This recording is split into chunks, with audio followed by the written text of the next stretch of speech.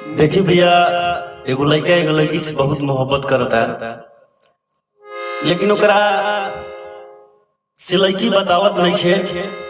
फिर भी भैया जरा से प्यार होला ना, ओकरा जानकारी हो जाला। का कहता लड़का लड़की से पूछता फोन करके,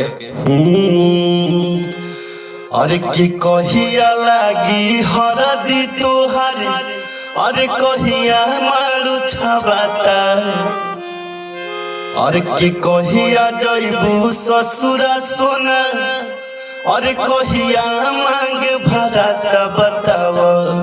अरे बतियाए जान कि बताव, बतियाए जान कि कहिया आवता दुआरे पबरतियाए जान, कि कहिया आवता दुआरे पबरतियाए जान।